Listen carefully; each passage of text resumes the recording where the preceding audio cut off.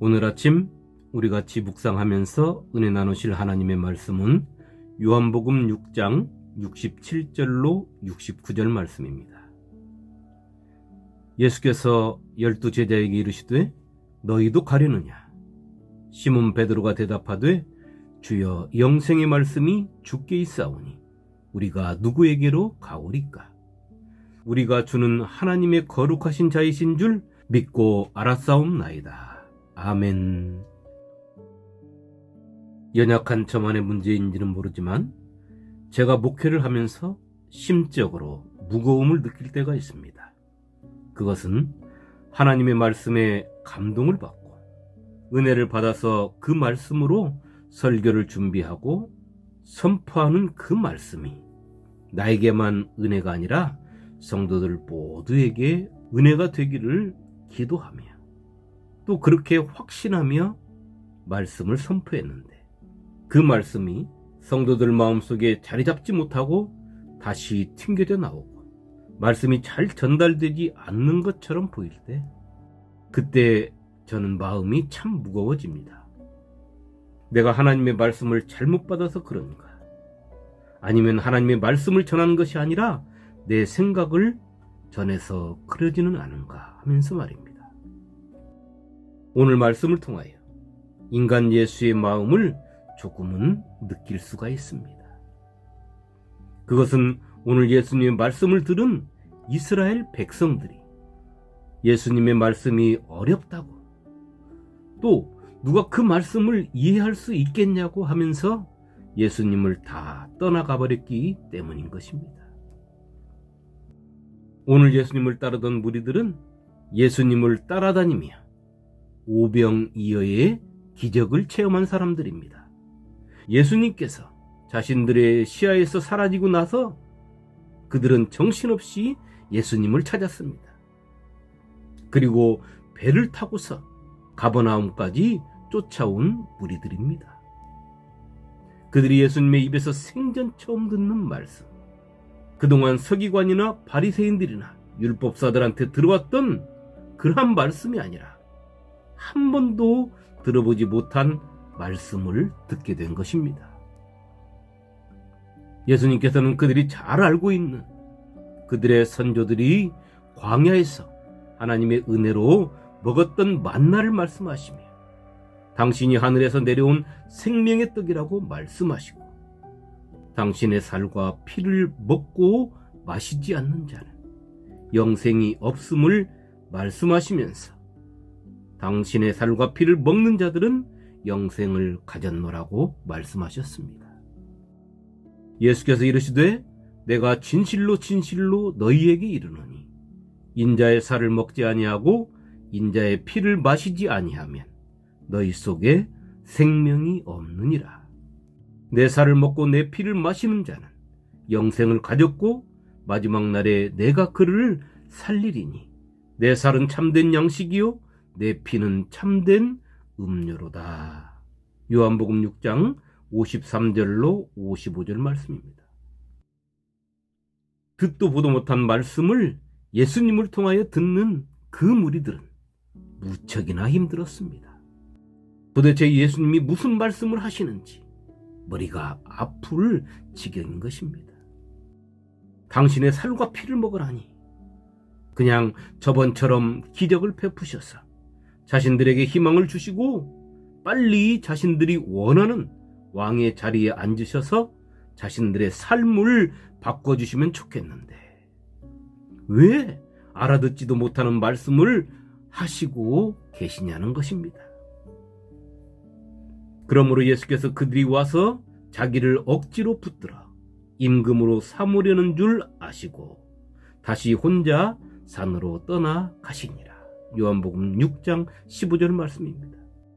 제자 중 여럿이 듣고 말하되 이 말씀은 어렵도다. 누가 들을 수 있느냐 한데 요한복음 6장 60절 말씀입니다. 오늘 말씀을 보면 예수님께서 길게 설교하셨음을 알 수 있습니다. 그것은 이 말씀이 얼마나 중요한지 우리에게 알게 해주는 것입니다. 그러나 거기에 모인 사람들은 그 말씀의 본질을 깨달으려고 하지 않았습니다.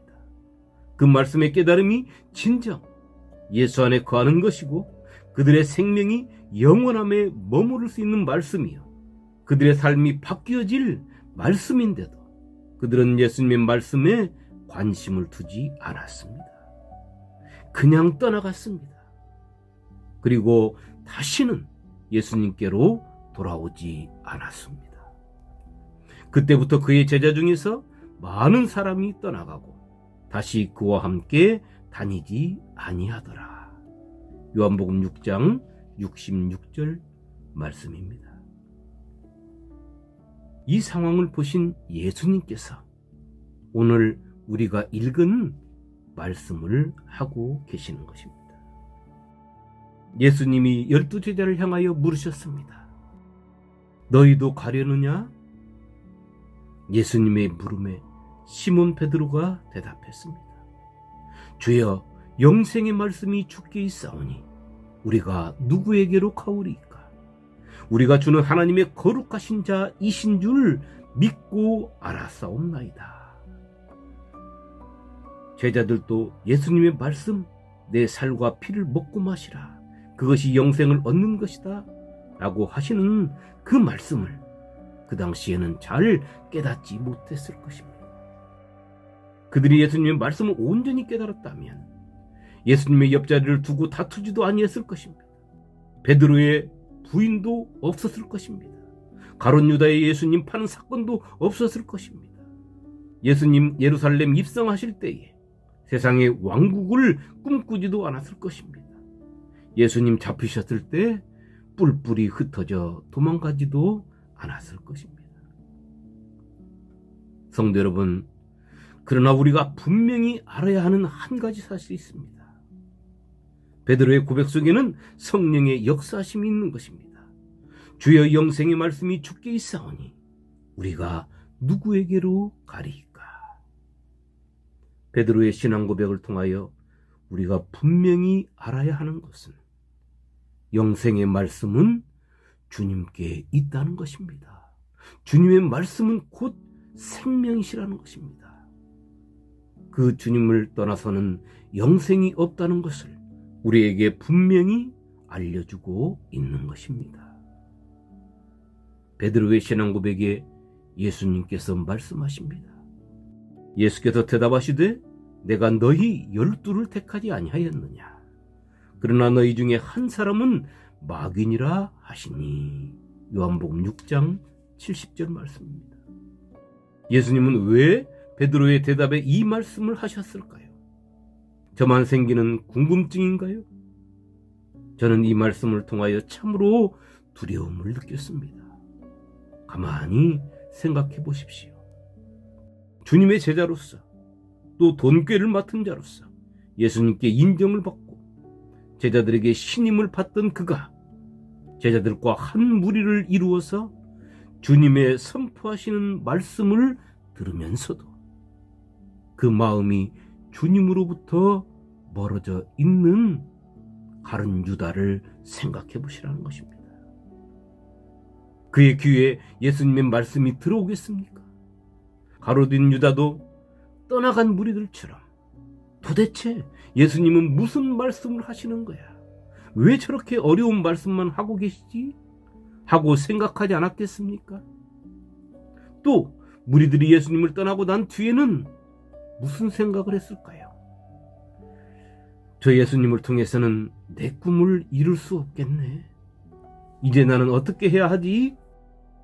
그 마음에 우리 주님이 말씀하십니다. 내가 너를 택하지 아니하였느냐? 그러나 너는 마귀니라. 이것은 우리에게 무엇을 말씀해주고 있습니까?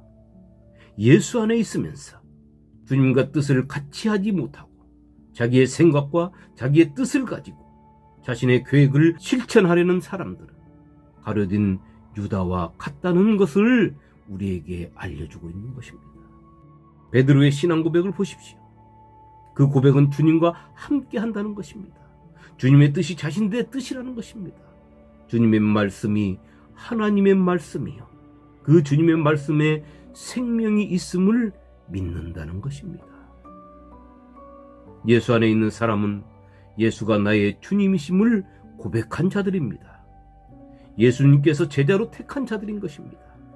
그런데 그 속에서 주님과 같은 방향, 같은 생각, 같은 뜻, 같은 말씀이 아니라면, 그는 예수 안에 있는 것이 아니라 예수 안에 있다가 기회만 있으면 세상으로 다시 돌아갈 자인 것입니다. 성도 여러분, 오늘 우리는 예수의 살과 피를 먹는 성도들입니다. 그것을 부인할 성도는 아무도 없을 것입니다. 그렇다면 예수님과 같은 방향을 향하여 나아가십시오. 예수님의 생각을 품고 예수님의 뜻을 품고 예수님의 마음을 품고 나아가시기를 축원합니다. 오늘 하루 나라는 존재가 예수 안에서 살기를 간절히 소망하며 예수 그리스도께 영생의 말씀이 있다는 믿음으로 사는 성도임을 살피면서 주님이 주시는 평강과 은혜로 사는 믿음의 성도가 되시기를 주님의 이름으로 축원합니다. 아멘.